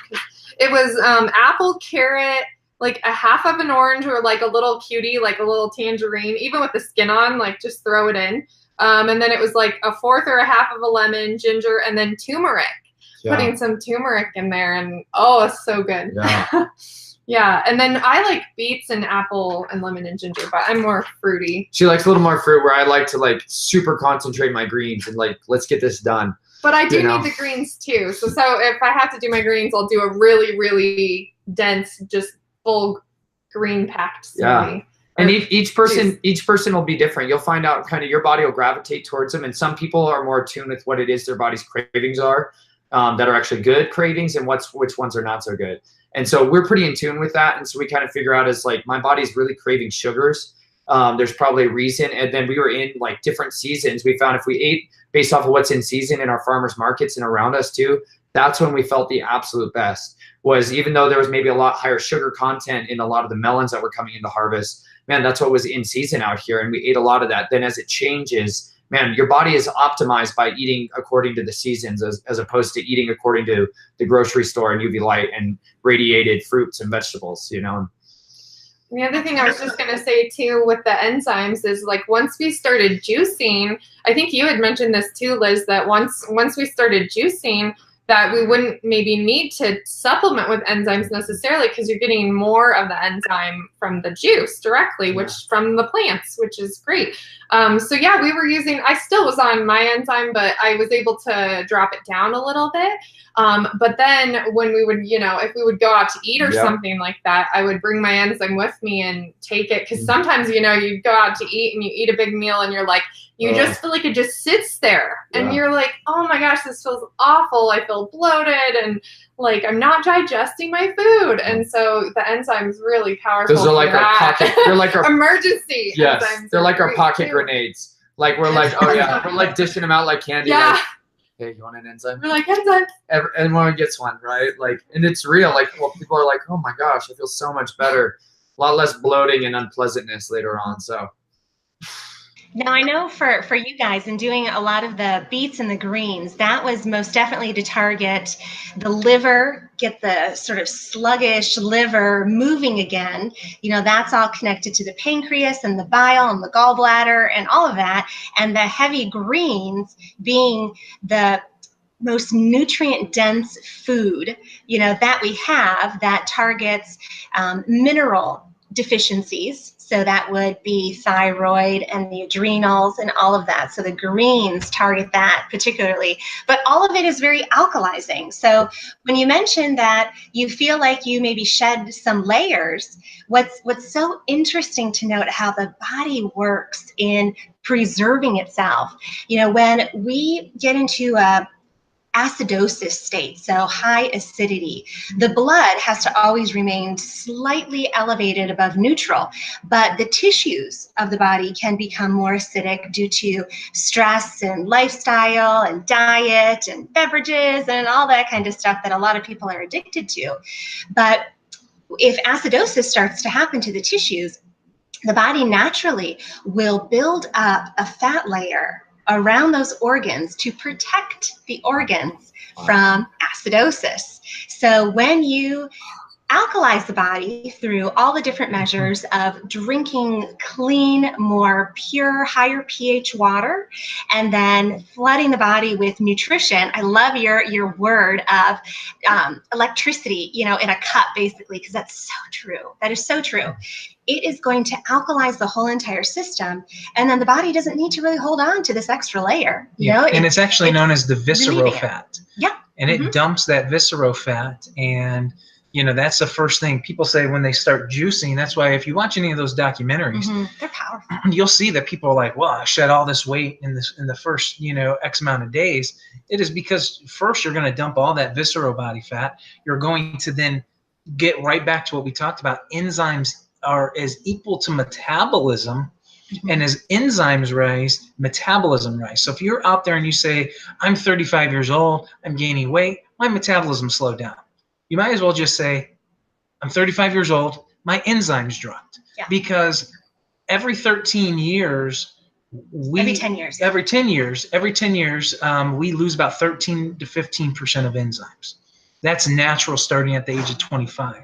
So the more we do that continually, and as we age, you know, we're starting to lose, you know, so many enzymes by the time we're 40, 50, 60 years old, and we just have such a sluggish system, and we have so many issues.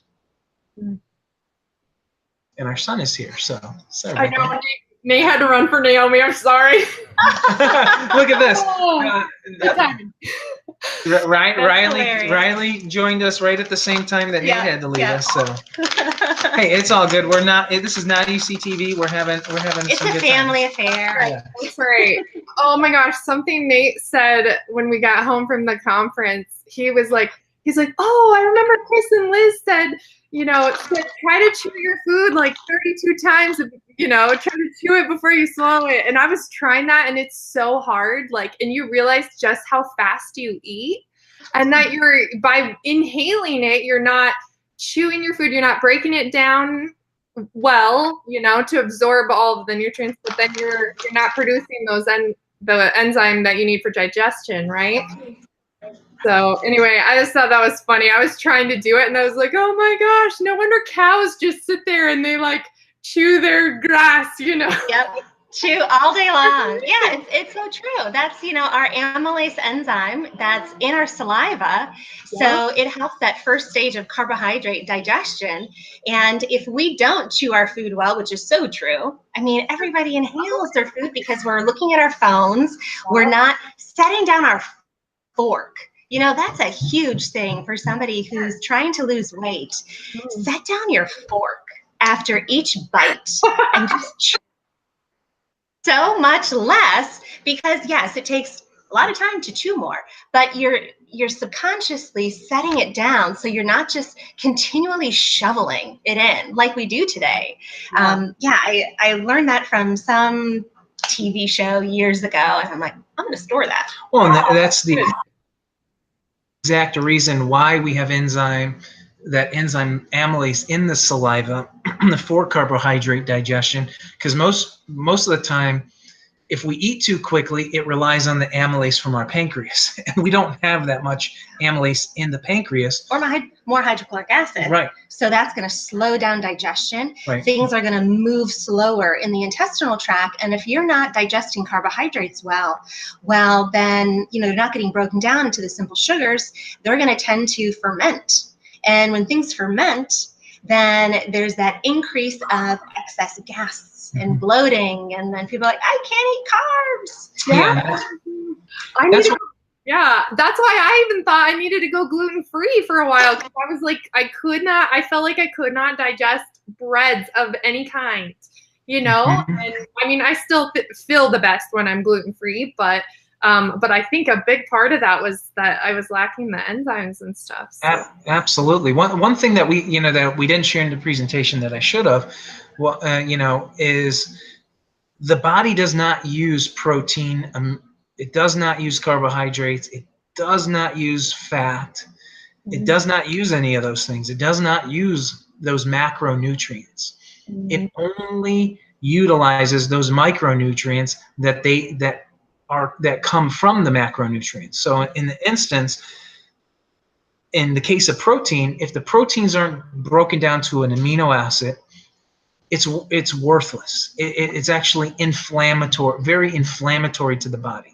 Same thing with the fats. If they can't turn to a fatty acid, and those carbohydrates, if they can't turn to a simple sugar, they are absolutely worthless to the body, and they cause weight gain. They cause indigestion.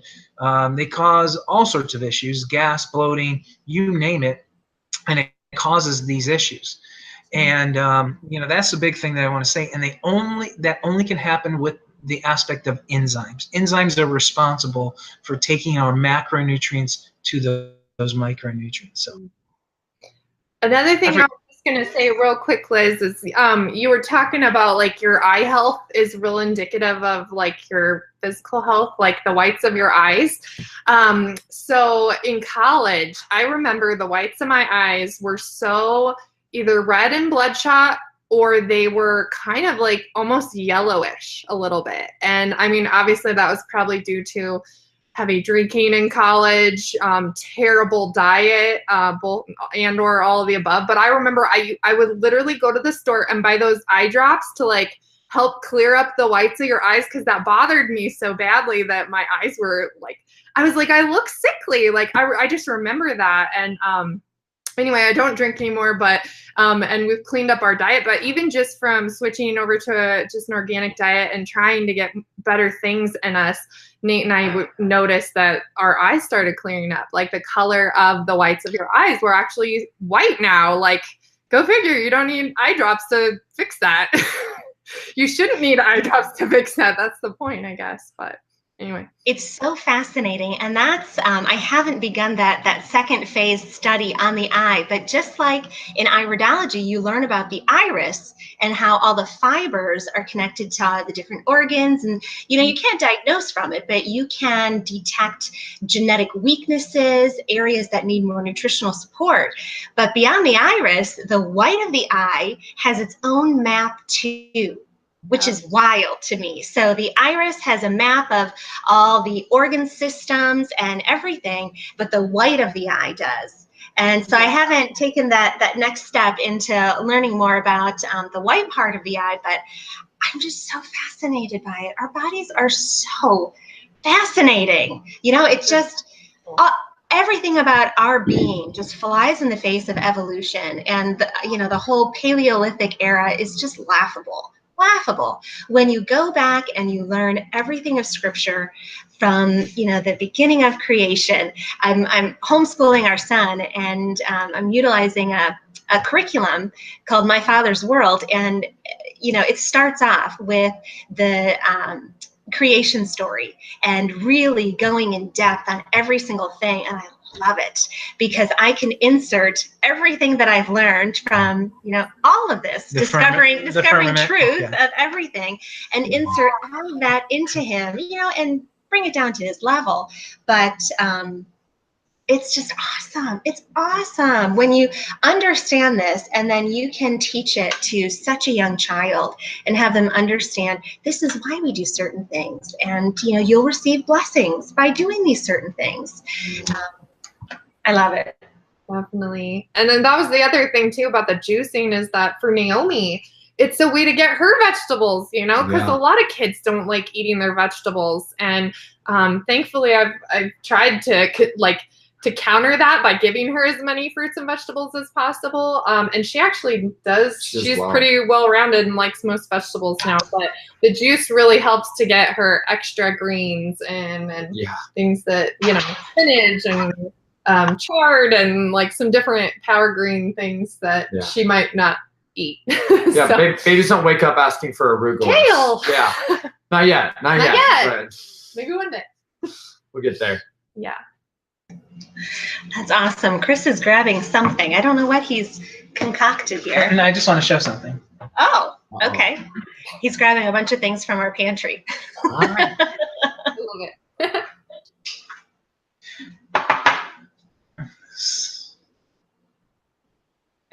Wrong way. These little earpieces. We're just having some fun. We're just having some fun tonight. So it's good. I love how you guys share your earpieces. We love that. We're like Siamese twins here. And if he leaves, then it grabs my ear. Yeah. We're pod sharing folk. It makes you be close. Yes. Yeah. I want to show you guys, you know, an unbelievable, quick and easy, and you know, I used to talk about this on all of our previous shows. You know, this is going on year 2, this is actually going on year 3 for biblical health. That's true. Yeah. Because our start of you know, 3. We are starting year 3 on Now You See TV. So wow, that's crazy.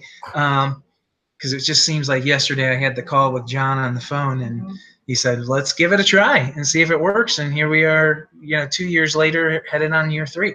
So one of the things that I always talk about, and I get to talk about this, you know, every day with our, you know, with what we do for a living, and spend time with people. And you said something really interesting, you know, with the juicing and getting that in there. And oftentimes this is sort of the idea of that raw brownie that was there to give something for the kids. That we never made. And so I just want to show you guys, this is what I call 4-ingredient truffles. This is the way that I would make a dessert for Riley, because it's extremely simple, extremely easy, and it doesn't take much, right? You know, us guys were like, you know what, how do we make this? It doesn't look pretty, but it works. So this is, you can get this pretty much anywhere. You know, I don't know if we can show the thing there, but this is you know, organic cacao powder. So a lot of people ask me, cocoa powder, is that what you're saying? No, cacao powder. This is the original chocolate. Yep. Yeah. Yeah, there you go.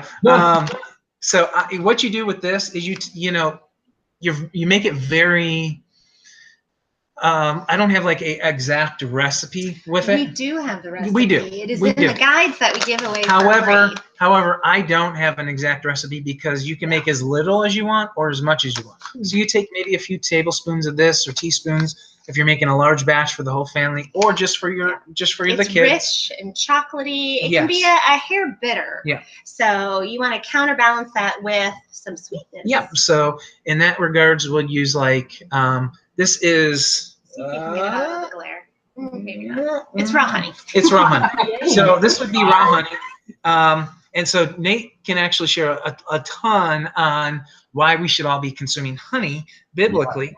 Yeah. So we would mix some honey in there with that. And then you, like a tablespoon. Yeah, just like a tablespoon.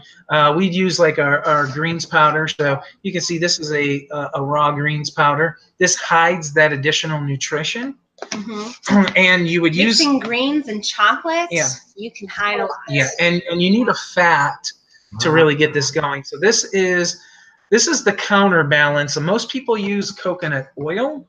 Everybody knows what that is. But this is the coconut butter. This is the whole food fat. This is the fat that is I can't.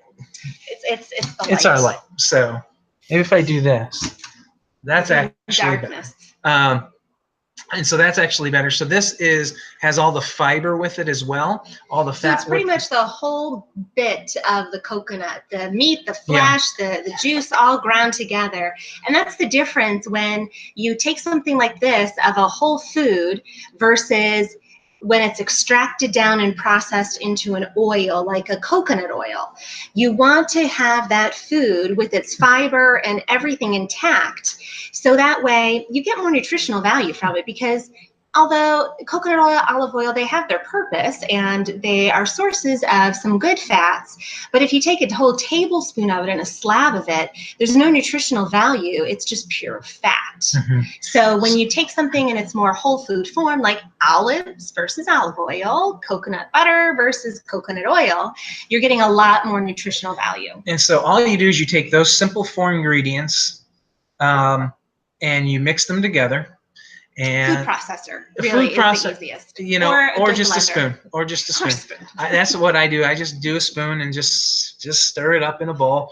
And then when you're done, you just take it, you know, like a melon ball scooper, and scoop that onto a little plate. Create these little truffles, pop them in the freezer, and then you could roll them. If you want to get creative. Roll them in coconut flake, or roll them in some nuts, or even some cinnamon. But it's not 4 ingredients in That's it. true. So I was going with a 4 ingredient recipe. So, but that's very simple, very easy for the kids. It's an easy way to hide in nutrition. You can pick up organic greens powder, you know, pretty much anywhere.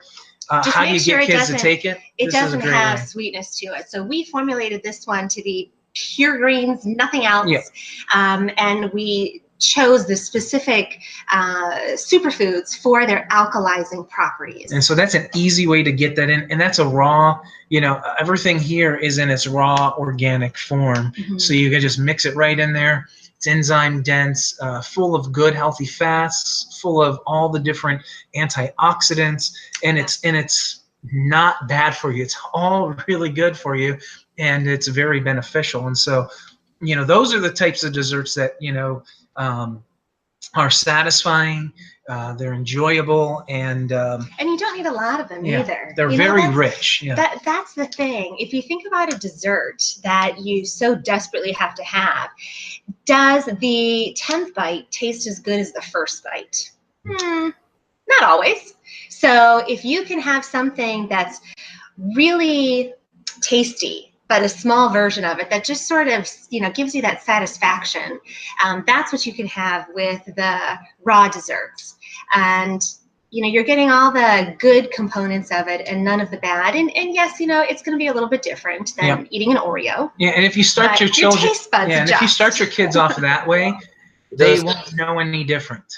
So they'll think, hey, well, they're getting something amazing because you know, it looks sort of like that. Now, if you go with my version, it doesn't look that appetizing.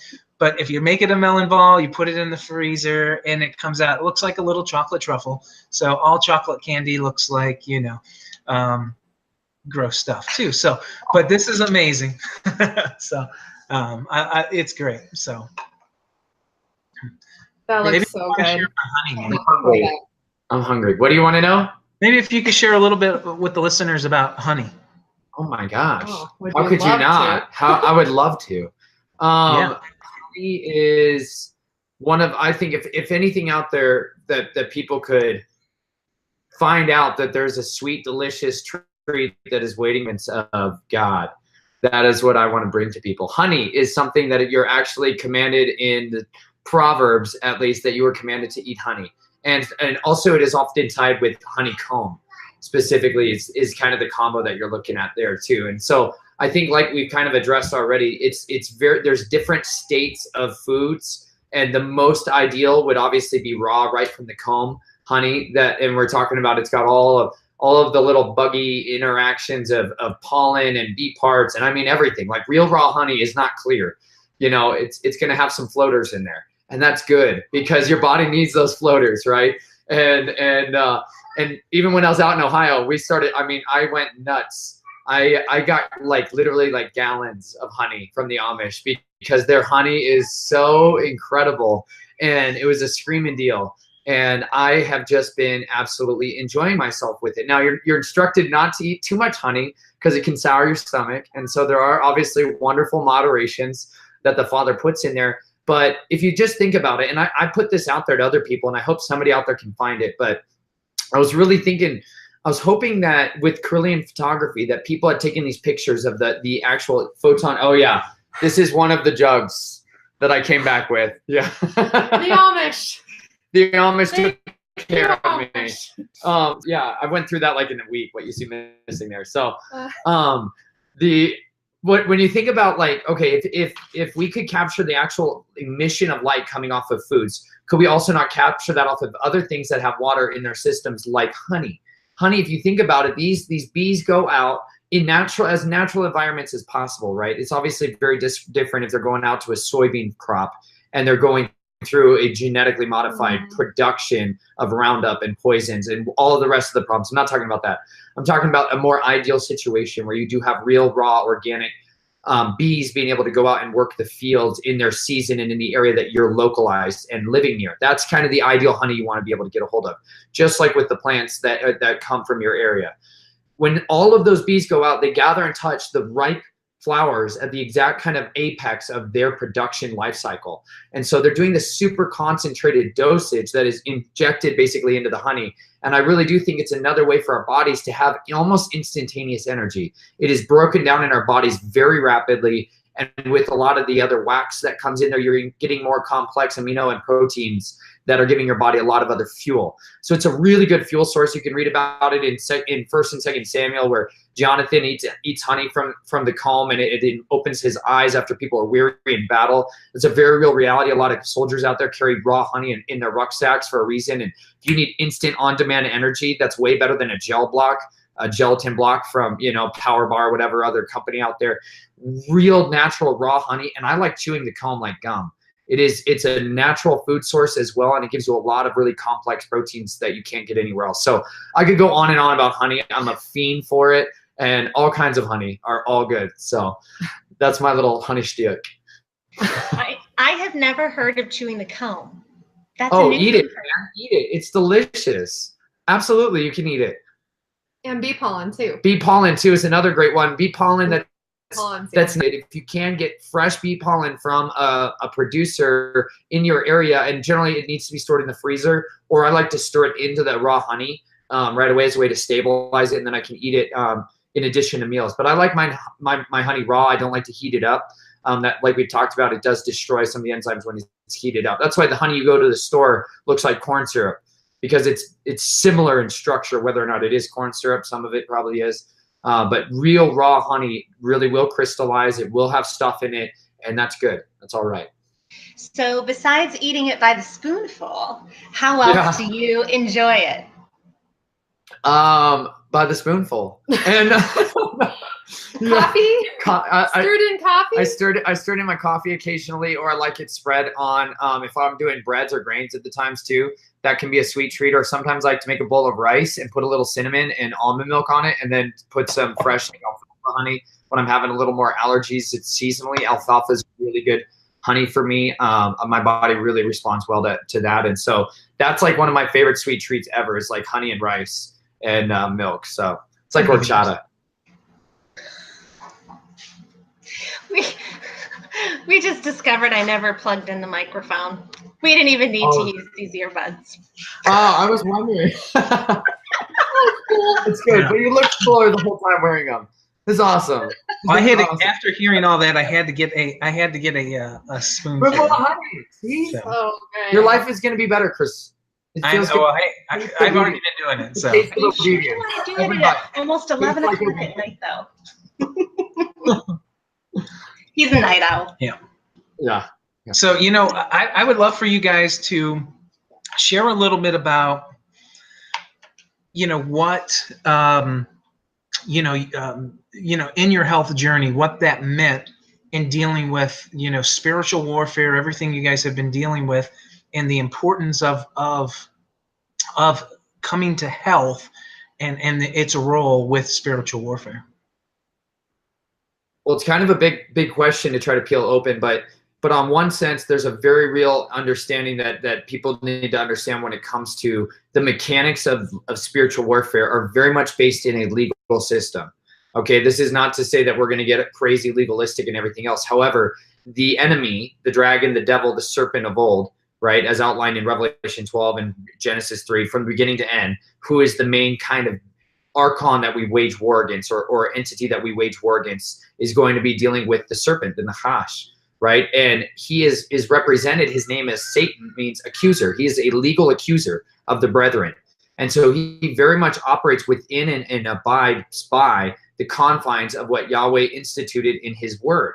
Any commandments that he's given out, edicts, decrees, statements, declaration, are absolutely irrevocable and unbreakable. Our enemy understands this. Most believers do not. Most believers think that just because it was written hundreds or thousands of years ago, it doesn't necessarily mean it's still applicable today.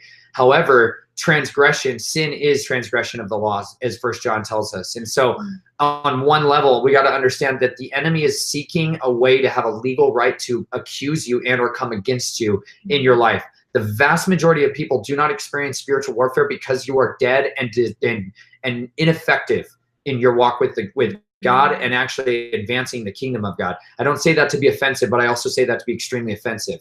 Most people are not experiencing any real spiritual warfare because they're not doing anything in tremendous benefit in the going and seeking and saving the lost sheep of the house of Israel and the goats and the wolves and everybody we're supposed to go out and preach the gospel to.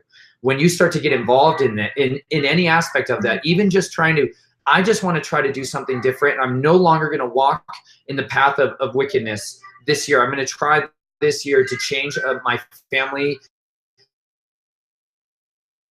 And we're going to do something. I've not been a good protector of you. I've not loved you. I repent of that. Will you please forgive me? That is a powerful act to make those kinds of declarations, to come to a place of, I would rather obey God than I'd rather obey my flesh. So those are kind of the mechanics of understanding basic spiritual warfare, is that we operate from our identity as sons and daughters redeemed by the blood of the Lamb and servants of the Most High on this earth. We are his ambassadors. In 1st and 2nd Timothy, it talks about us being soldiers for Jesus, soldiers for Yeshua. We are supposed to be engaged in a battle that is a very literal waging of war for the souls of mankind.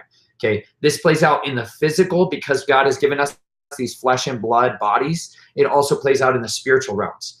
Thankfully, we have the Father as our intercessor to intercede for us for those things. But it's really pivotal to understand that if you are going to be engaged in spiritual warfare, and every believer out there is going to at times, it's really important to have a covering of understanding of what it is that the enemy has a legal right to accuse you of. And one of them is absolutely going to lean. And that's not a popular statement to make out there, but it is very pertinent to the realities of what it's doing to your body when you're not eating right. One of our friends just challenged us like 3.5 years ago, not a Torah keeper in the same sense, but they noticed, hey, why is it you guys are eating pork? And I was like, well, you know, like, it's food. And he's like, well, God absolutely says it's not. And he just really nicely, but also very directly, explicitly showed me that that's not what God said for us to do with our lives. And you know what I did? I took that to the Father and was like, you said this once. I don't see anywhere that it's changed. I know that Peter's little vision and veil of animals and eating unclean was directly interpreted immediately after. I recognized that that was not what that verse was talking about. And so we stopped eating pork at that point. Unbelievable how much better our bodies on one side, our bodies just felt. Our bodies began to feel so much better. I started taking diatomaceous earth, started ridding me of parasites that I had no idea how badly they were afflicting my body and causing arthritis and inflammation and other stuff. But when you start to walk in that obedience, it is so powerful because it does walking in obedience with the Father builds a hedge of protection around you, just like Job. This is why Satan had to ask Yahweh for permission to attack Job, because he said that Job has a hedge of protection around him that I can't touch. That's a very real, powerful thing. And we should start to study Job more and start to really wonder, why was Job so blessed? This is before Moses. This is before Aaron and all of the Levitical law and any of that stuff started. Why did Job have a legal protection over him? He was keeping the commandments. And when God set Adam in the garden, he told him to guard the garden, to guard what he gave and entrusted to him there. He gave him things to guard and look after. We are supposed to guard our temples, our vessels of our bodies, because what we put into here really does affect us, right? This whole show has been about that. Well, so too does it affect our spiritual authority. If your soldiers are sick and dying, right, it makes them very ineffective on one side physically, also spiritually, in our ability to actually intercede and make a difference out there spiritually. So we noticed how much our lives and even much of the spiritual warfare we battled lifted when we started eating biblically clean and doing things like, okay, well, let's now try keeping the Sabbath. That was a progression of steps. This took a long time for us. Some people get it faster. Some people may not get this at all. But it was a very powerful tool for us and became one of the most things that we now guard very intentionally. Yeah.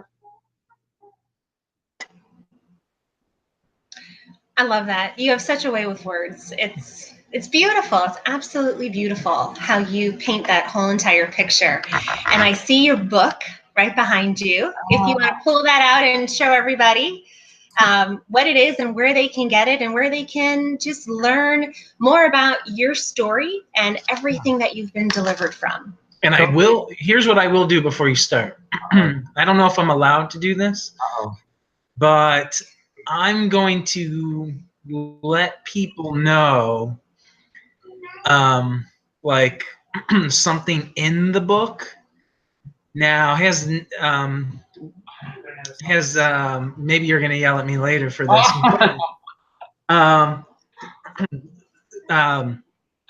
It is, I believe, 226, 228. I can't remember. What page number?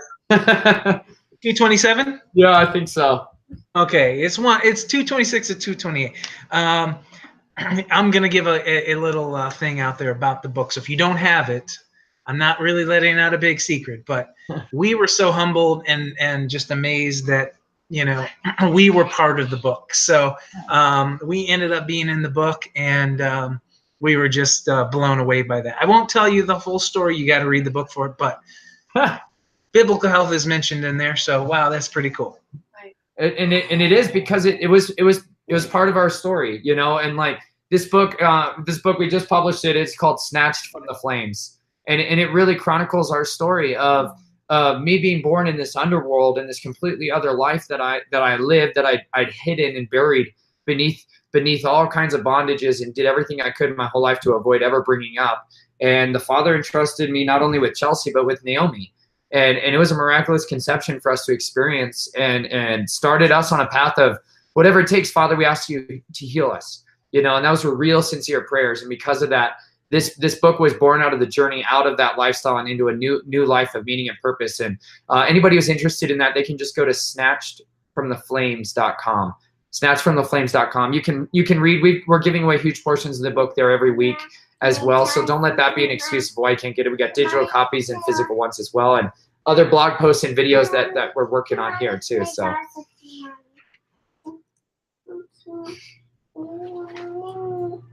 we'll just keep there you go. Awesome. Sorry, our mouse was frozen for a second. And Riley. Sweet to see Naomi. Hey. Riley says hi too. Hey, Riley. Hello. Say hi, Riley. What are our kids doing up so late? Staying up late. I like it. Yeah, they're scoring. They're happy.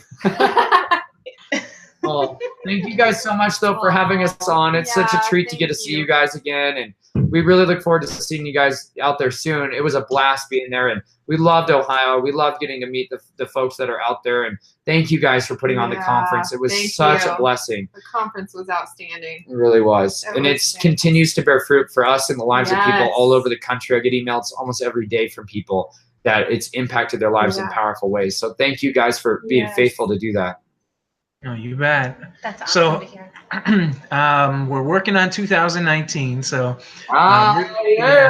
Yeah, so we already started. So we're just looking to get some dates. Good. And, hopefully we'll have some things to announce really soon. So we'll see where the Father takes us. Yeah, wherever that goes. So any last words before we end the show tonight?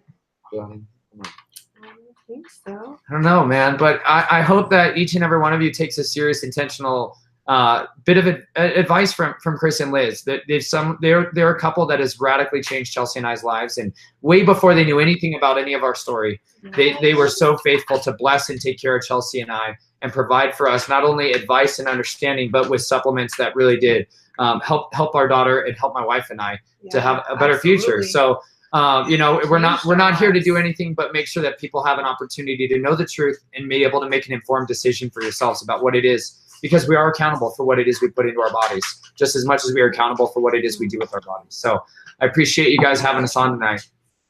You bet. Well, for everybody that's listening, if you're in that, if you're not on the good,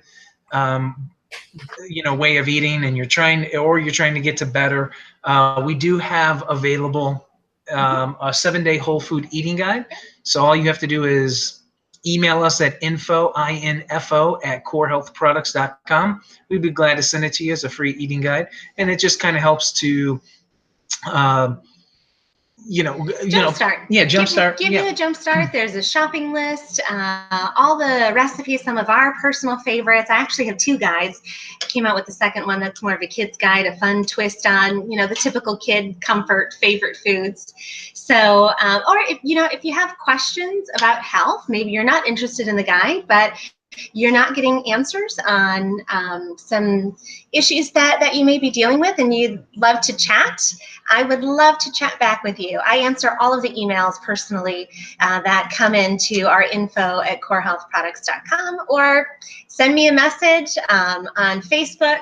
Chris doesn't have his own page yet, but yeah. And right now, if you're looking at coming to Take on the World next year, we're going to keep open the takeontheworld18.com page. So if you have not subscribed, go and subscribe, because eventually the website's going to switch over to 2019. So make sure you go to takeontheworld18.com for at least the rest of this year, and make sure you subscribe. So if you want to keep up with us, what we're doing, when we announce speakers, where the location is going to be, if we have to change any of those details, which we don't plan on. So and follow on Facebook. Just look up Take on the World Conferences. That's what we still have. Take on the World Conferences as the heading. Take on the World Conferences, and follow us there. We post a lot of great information. Yep. And next week, I will be right here, so you have to see me, unfortunately, again. But I am bringing Michael Solomon, and we are doing Flat Out Insights next Thursday. So we're super excited for that. We got a great show. And if you're in the Ohio area, we have a meetup coming up on Sunday afternoon, early before Sukkot. We have Pastor Nate Wolf coming. If you don't know his story, unbelievable story, fired for truth. And, of course, Michael Solomon is going to be doing a presentation. So if you're in Ohio, come see us. Reach out to us through Take on the World, and we get you that info as well. So we're going to sign off. We are. Thank you, everyone, for watching and listening to us this far. Thank you, Nate, Chelsea, and Naomi. It's wonderful. Bye. We'll see you guys. Bye, Have a good night. Hey, guys. Bye-bye, everyone. Shalom.